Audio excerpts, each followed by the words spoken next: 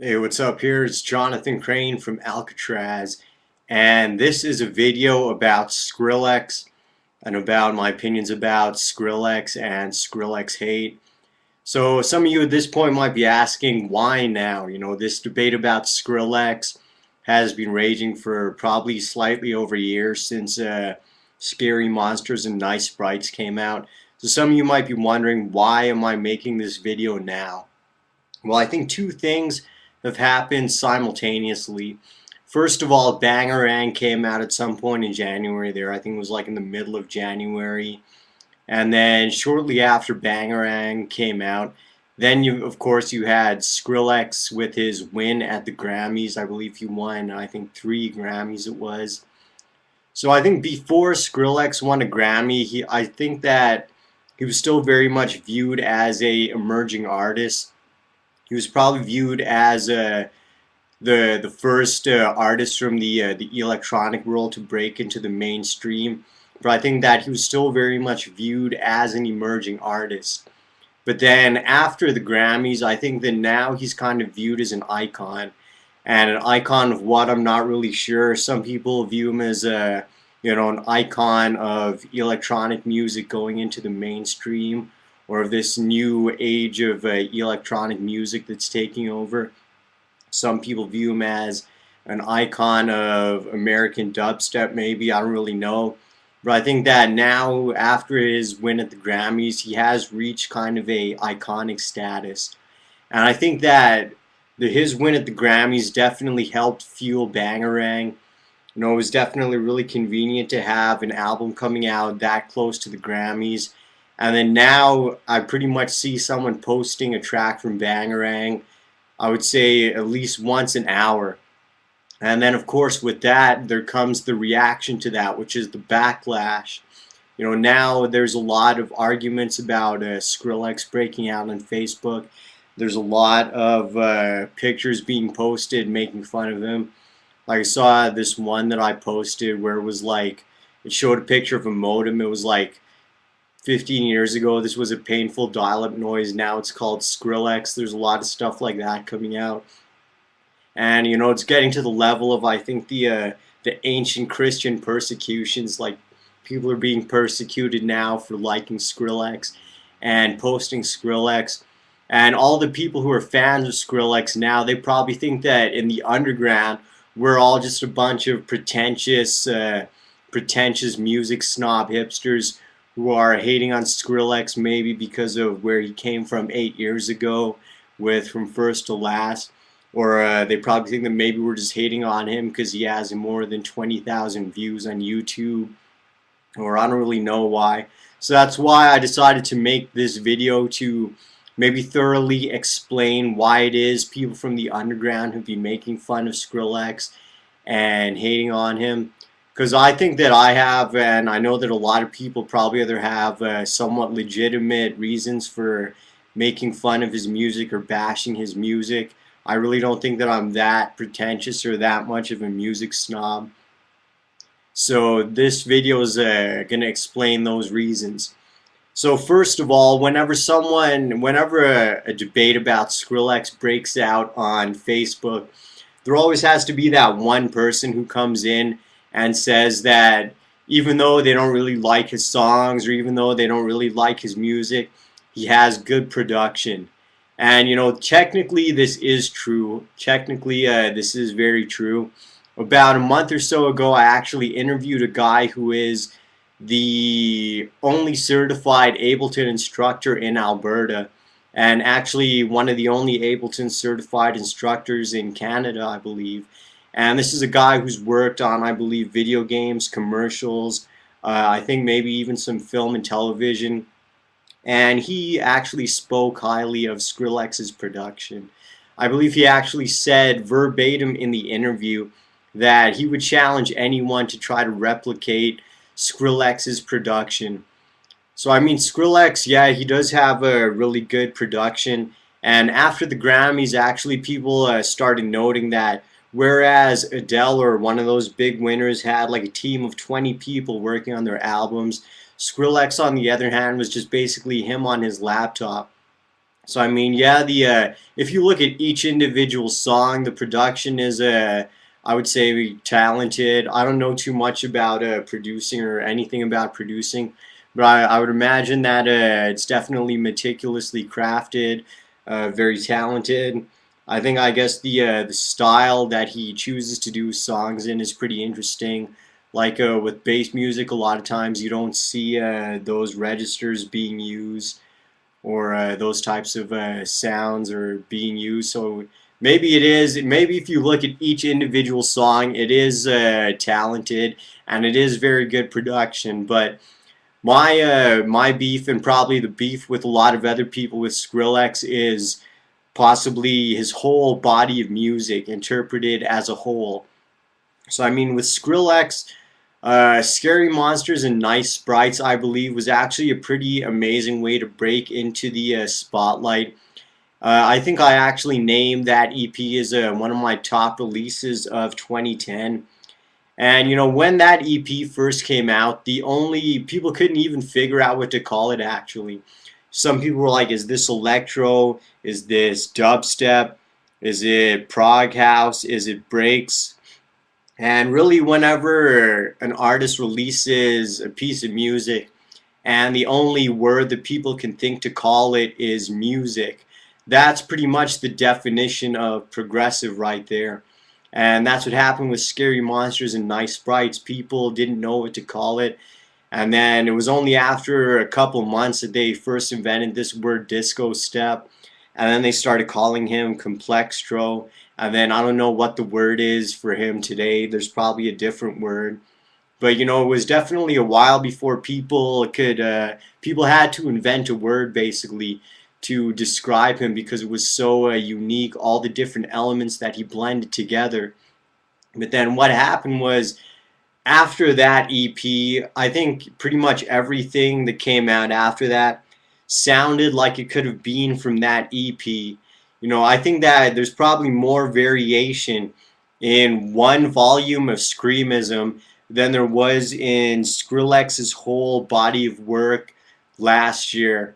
Like when, for example, when D and B Tings came out, a lot of people were crying and sniffling on Facebook, like, OMG, Skrillex is making drum and bass.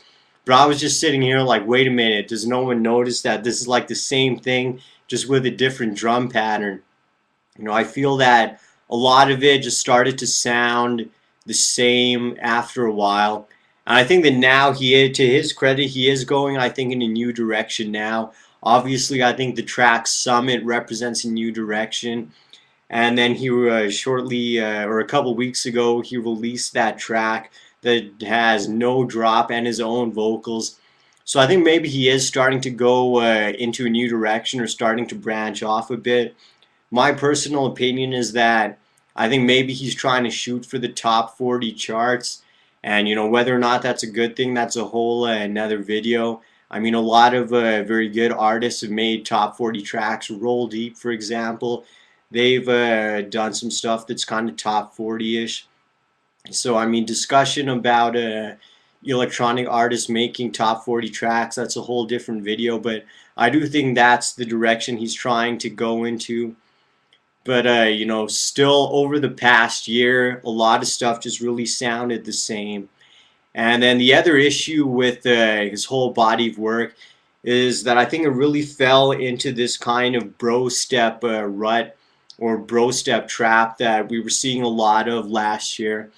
And I think Metafloor actually, DJ Metafloor said it best when he said the bro step is all about novelty and shock value. And that's what we were really seeing a lot of last year with the response to bro step. It just became, as James Blake said, kind of like a pissing contest with the whole who can have the craziest bass drop, you know, who can, and it really started to get novelty. Like there wasn't a lot of artistic backing behind a lot of those tracks. I mean, again, even though they might be very difficult to make, and even though the production is very good, at the same time, you know, there just wasn't a lot of artistic merit to a lot of those tracks. It was just all basically the hardest drops and the filthiest drops and stuff like that. I think that that's kind of what Skrillex fell into a lot last year. I think that that's why a lot of people also in the underground are kind of dissing him because I mean, like this year, for example, we've seen probably two of the biggest dubstep releases in recent times. Might even be two of the biggest dubstep releases of all time. I'm talking about Goth Trad's release and Burial's release, which I think is probably one of the most significant pieces of music created in recent history across probably any genre. And these are artists that really say so much with so little. You know, these are artists that value things like minimalism, and really there's just so much artistic value done with what would seem to many people to be so little. And whereas Skrillex is getting all the glory, on the other hand, these artists, the only way that they'll probably make it into the Grammys is if they work the concession stand. You know, it's kind of like when Bon Iver won, he gave shouts to all the artists that would never be on that stage, but who were still doing amazing things. I think that, you know, that's why in the underground a lot of people kind of diss Skrillex because there's so many artists making stuff that's so talented and that has so much artistic value that goes unnoticed. Meanwhile, you got, you know, guys, not necessarily Skrillex, but just a lot of artists up there getting all the glory for stuff that sounds like, you know, a construction site or a washing machine or a beehive or something like that. So that's kind of why I think a lot of people in the underground were dissing Skrillex. And I think too that, you know, a lot of people are saying that Skrillex is kind of a perversion of dubstep and that he's kind of perverting the whole thing. But I think that really, I don't think that Skrillex was ever really dubstep. You know, what he reminds me of is he actually reminds me of Wiley. When Wiley released the track What You Call It, he actually had a line in there that said, I heard they don't like me in garage because I used their scene to make my own sound. And I think that that's what Skrillex did. Skrillex, I think he used dubstep as a base or as a foundation to make his own sound, skrill step or disco step or shaving the side of your head, whatever you want to call that. I think he used it as a platform, but the sound that he made, I don't think is dubstep. You know, it has a lot of similar characteristics, but I definitely don't think it's dubstep. And you know, whereas Wiley used garage as a foundation to make Esky Beat, which was a thoroughly interesting genre. I really don't know how interesting it is hearing the same kind of filth patterns over and over again. You know, release after release for a whole year. And I think that it was kind of starting to get like Afrojack a bit, like how people make fun of Afrojack, because like every song kind of sounds the same. It's got the same kind of pattern, like with the high pitched leading noises. I think that that's what Skrillex was starting to, you know, that's what his music was starting to be like. That's what his body of work was starting to be like. So I mean, you know, I don't know if maybe that's over, if that's all behind him. Like, I don't know if how many people have been following it, but Skrillex has disavowed drops. I think that was on Twitter. You know, he has disavowed drops, and then he posted Goldie, and then he gave shouts to Croydon, and then of course there's the whole him using his own vocals in his music. So I mean, maybe that whole period of shock value and novelties behind us. Maybe he is going in a new direction this year. You know, I'm definitely not going to discount him. I'm going to, you know, if he puts some new stuff out there, I'm going to maybe take a few minutes to check it out, see what he's doing, in case he is going in a new direction. But I mean, for the time being, like I said, right now, a lot of attention is focused on Bangarang and the stuff from last year, the drop stuff. So I mean, what I started doing personally is now whenever someone posts a Skrillex track, I'm just going to automatically post a tunage track or you know, a track by another underground dubstep artist. And it has nothing to do with being pretentious or being a hipster or whatever. It's just basically a matter of, like, a lot of times if you don't put things in front of people's faces, they won't know that it's there. And that's what I would encourage a lot of people to do. If you really don't like seeing all the attention going to artists that have a certain sound, just show people a different sound. So show people a sound that you think that they might like, or that you think should be getting notoriety.